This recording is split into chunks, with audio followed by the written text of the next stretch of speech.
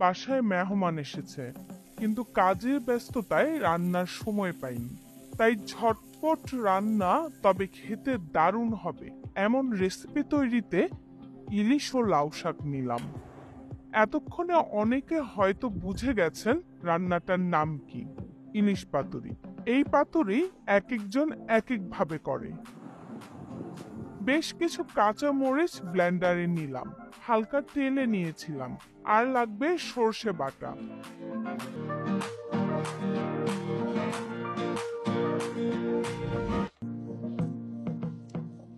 পরে একসাথে মিশিয়ে আরেকবার ব্লেন্ড করে নিয়েছি। চাঁদপুরের ইলিশ রাউন্ড কাট করে তাতে কাঁচা মরিচ ও সর্ষে বাটার মিশ্রণটা দিচ্ছি। আর অল্প হলুদ গুঁড়া ও পরিমাণ মতো লবণ দিলাম।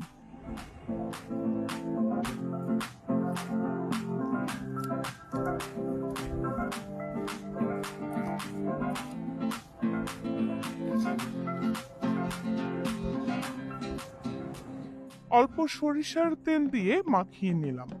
আর কোনো মশলা দিব না, যেহেতু কাঁচা মরিচের ঝাল আছেই, তাই মরিচের গুঁড়াও লাগবে না।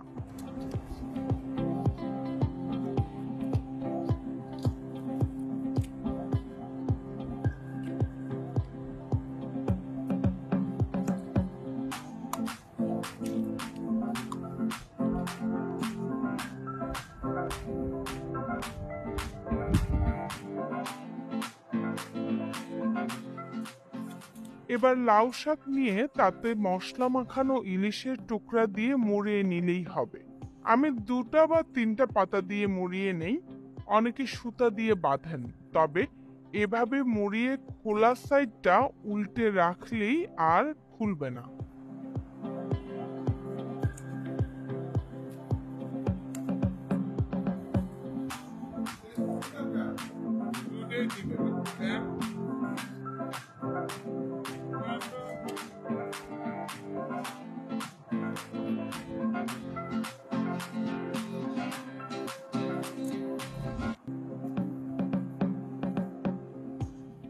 প্যানে অল্প তেল ছড়িয়ে তাতে পাতুরি উল্টো করে রেখে মাঝারি আঁচে রান্না করতে হবে।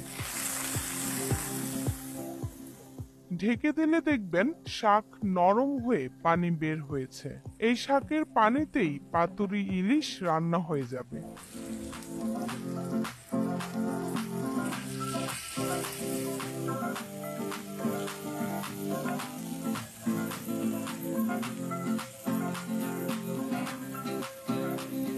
কিছুক্ষণ পর উল্টে দিতে হবে।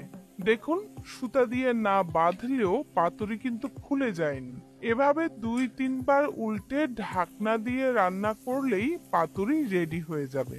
তবে চুলার আঁচ কমিয়ে রান্না করতে হবে।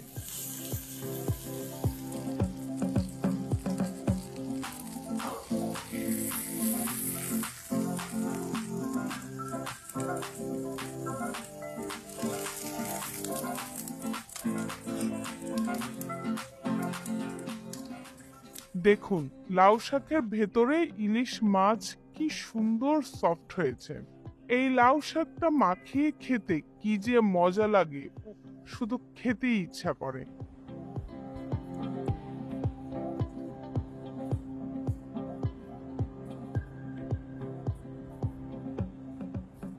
এভাবে রান্না করে ইলিশ খাওয়ালে কিন্তু মেহমান বারবার আসবে।